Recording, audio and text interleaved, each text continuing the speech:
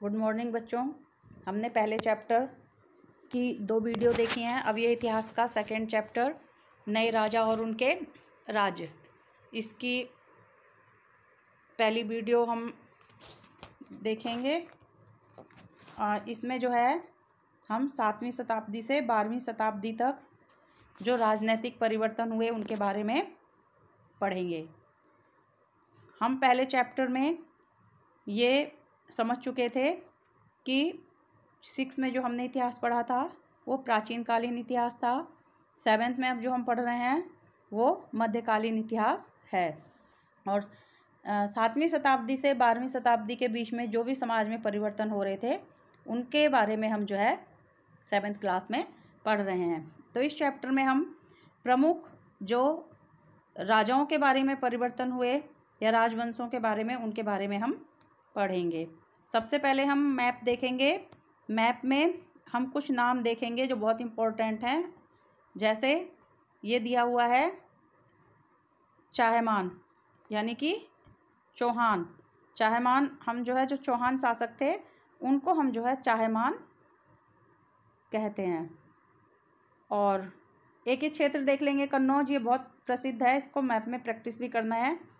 तो ये चाहमान या चौहान राजवंश और गुर्जर प्रतिहार, परमार, चंदेल, ये जो हैं कुछ मध्य भारत के और पश्चिम भारत के कुछ प्रमुख राजवंश हैं। इसके बाद राष्ट्रकूट, चोल, चेर, पांड्य, ये।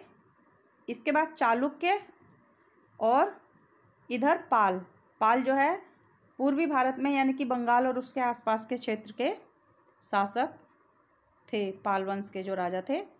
तो इस तरह से ये कुछ जो है प्रमुख राजवंश हैं। इन्हीं के बारे में जो है हम चैप्टर में पढ़ेंगे और विस्तार से इनके बारे में जानकारी प्राप्त करेंगे।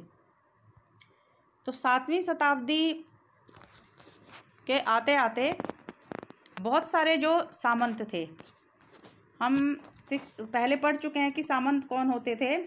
सामंत वो लोग होते थे जो सेना रखते थे, यानी कि जिनको राजा से सेना रखने का अधिकार मिल जाता था और वो समय पर राजा की सहायता किया करते थे। ये सामंत जो हैं टैक्स भी वसूलने का काम किया करते थे।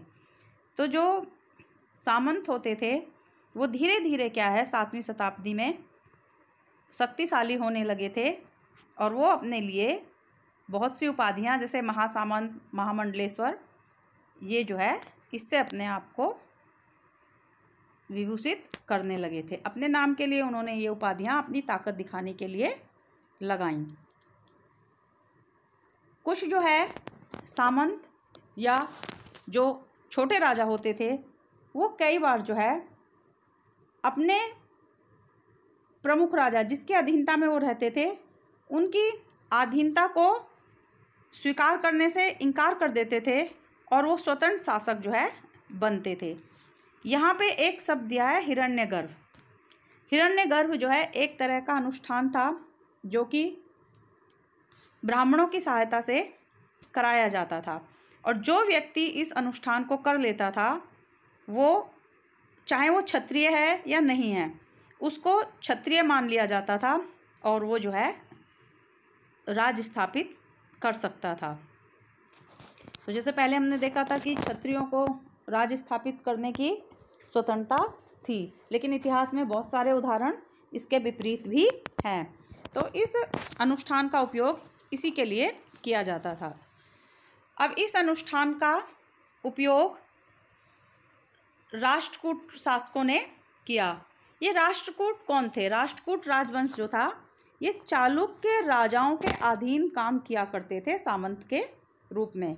लेकिन बाद में जब ये थोड़ा ताकतवर होने लगे तो इनके एक प्रमुख व्यक्ति दंती दुर्ग ने क्या किया कि चालुक्यों की अधीनता स्वीकार करने से मना कर दिया और उनको हराया और हिरण्यगर्भ अनुष्ठान किया और अपने आप को जो है राजा घोषित कर दिया। ऐसे जो है गुर्जर प्रतिहार जो हमने ऊपर मैप में देखा था वो ब्राह्मण थे, लेकिन उन्होंने क्या करा, उन्होंने जो है अपने ब्राह्मण वाले कार्यों को छोड़कर, पढ़ने पढ़ाने के कार्यों को छोड़कर जो है उन्होंने अपने आप को क्षत्रिय घोषित कर लिया और वो जो है राजा बन गए। तो इस तरह से कुछ जो है नए राजवंश जो है भारत में सत्ता में आने लगे और सत्ता में विविध परिवर्तन देखने के लिए मिले, नए नए राजवंश देखने के लिए मिले। ऐसा ही जो है आप आगे भी पढ़ेंगे कि कुछ और सामंत थे, जैसे चोल, वो भी एक तरह से सामंत का काम करते थे और उन्होंने क्या है ताकत प्राप्त करने के बाद को अपने आप जो है राजा घोषित कर दिया। विस्तार से आप अभी पढ़ेंगे आगे चोल के बारे में, लेकिन अभी हम दूसरों के राजाओं के बारे में देख लेते हैं। जो राजा हुआ करते थे वो क्या करते थे, अपनी ताकत बताने के लिए या वो ताकतवर हैं ये दर्शाने के लिए वो विभिन्न उपाधियां धारण किया करते थे, जैसे महाराजाधिराज यानी कि राजाओं का राजा, त्रिभुवन चक्रवर्ती, तीनों लोकों का स्वामी, ऐसी उपाधि धारण करते थे, जिससे कि समाज में या जनता में वो ताकतवर माने जाते रहें, ऐसा राजाओं का सोचना था। अब राजा जब जो है शासन स्थापित कर लेते थे, नए नए राज्य स्थापित हो रहे थे, तो सवाल उठता है कि उनके पास धन कहाँ से आया करता था और वो अपने राज्य को कैसे चलाते थे, सेना भी रखते थे, उस सेना का खर्च कैसे उठाया जाता था। उसके लिए वो क्या करते थे, टैक्स लिया करते थे। टैक्स किससे लेते थे, जैसे किसान थे, पशुपालक थे, कारीगर थे, जो विविध कार्य करते थे कारीगर, और इसके बाद व्यापारी थे। इन सब से वो लगान के रूप में पैसे वसूल किया करते थे। और जैसे कि अभी भी हम टैक्स देते हैं सरकार को, विविध तरह के ऐसे टैक्स देते थे और उससे जो है राजाओं का शासन का कार्य चलता था। टैक्स उनके लिए जो है बहुत प्रमुख था। टैक्स के अलावा कई बार दूसरे क्षेत्रों पर आक्रमण करते थे, तो वहाँ से उन्हें जो धन मिल जाता था जीत के बाद या विजय के बाद, उससे भी वो जो है अपने साम्राज्य का खर्च चलाया करते थे। और राज्य संबंधी कार्य, मंदिरों का निर्माण, ऐसे कार्यों में वो जो है धन को लगाया करते थे। इसमें एक शब्द दिया है प्रशस्तियाँ और भूमि अनुदान। ये क्या है, प्रशस्तियाँ राजाओं की प्रशंसा में लिखे गए लेख थे। एक तरह से बहुत सारी प्रशस्तियाँ राजाओं के बारे में लिखी गई, जैसे हमने जो है पढ़ा था समुद्रगुप्त के बारे में जो है प्रशस्तियाँ लिखी गई थी।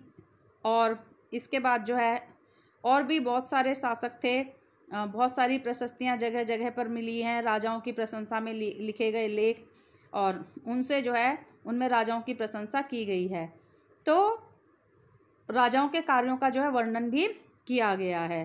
तो ये प्रशस्तियाँ जो हैं राजाओं की प्रशंसा में लिखी जाती थी। राजा क्या करते थे, भूमि दान में दे दिया करते थे ब्राह्मणों को या सामंतों को, तो उनको ताम्रपत्र यानी कि तांबे की जो पत्तियां बनाई जाती थी उन पर लिखवा देते थे, ताकि वो जो है आगे भी उनका उन ताम्रपत्रों के माध्यम से गुणगान होता रहे कि राजा जो है दानी है और उसने जो है भूमि दान में दी है। तो ये व्यवस्था भी राजाओं के यहाँ पर प्रचलित थी। राजा जो है युद्ध में धन प्राप्त करते थे। धन प्राप्त के अलावा वो जो है क्षेत्रों पर नियंत्रण करने के लिए भी युद्ध किया करते थे। तो यहाँ पे एक उदाहरण दिया गया है कि गुर्जर प्रतिहार, राष्ट्रकूट और पाल वंश, ये तीनों वंश के शासकों ने, मैंने ऊपर आपको मैप में दिखाया था कन्नौज, तो कन्नौज उस समय बहुत इम्पोर्टेंट था और इसके ऊपर अधिकार करने के लिए गुर्जर प्रतिहार, राष्ट्रकूट और पाल, तीनों वंशों के शासक जो है संघर्ष करते रहे या उनके बीच में युद्ध होते रहे। उसको कहा गया त्रिपक्षीय संघर्ष, यानी कि तीन पक्षों में होने वाला संघर्ष। कई बार जो है क्या हुआ करता था, जो राजा मंदिर बनवाते थे या मंदिर हुआ करते थे उनमें अथाह धन संपदा होती थी। तो जो विदेशी शासक हुआ करते थे वो भारत की मंदिरों के धन के बारे में सुनकर भारत पर आक्रमण करते थे। उसका एक उदाहरण है अफ़गानिस्तान का जो गजनी का सुल्तान था महमूद गजनवी, उसने भारत पर कई बार आक्रमण किया और भारत के मंदिरों को लूटा। उनमें से एक उदाहरण है सोमनाथ का मंदिर। यहाँ बहुत अधिक धन संपत्ति थी मंदिर में, उसको लूट के ले गया, दूसरे मंदिरों से भी लूट की, और उसके बाद उसने जो है उस संपत्ति का उपयोग अपने राज्य को बनाने में और वहाँ पे कार्य करने में लगाया। तो इस तरह के साक्ष्य भी मिलते हैं। और इस तरह से जो है युद्धों के माध्यम से जो शासक हैं वो संपत्ति प्राप्त करते थे। हम इतिहास में जो है जो चौहान या चाहमान जो शासक हैं, मैप में भी आपने चाहमान राजवंश देखा था, चौहान राजवंश था, तो पृथ्वीराज तृतीय और मोहम्मद गौरी, इन दोनों के बीच का युद्ध जो है इतिहास प्रसिद्ध है। और पृथ्वीराज के साथ में मोहम्मद गौरी का 2 बार युद्ध हुआ। एक हुआ 1191 में जिसमें मोहम्मद गौरी हार गया, और दूसरा युद्ध जो था 1192 में, उसमें जो है पृथ्वीराज की पराजय हुई। तो इस प्रकार से जो है इतिहास में इस काल के दौरान बहुत सारे परिवर्तन देखने के लिए मिले, बहुत सारे राजवंश उभरे और बहुत सारे राजवंश जो है समाप्त भी हो गए। और अब हम जो है आगे का चैप्टर जो है अगली वीडियो में देखेंगे।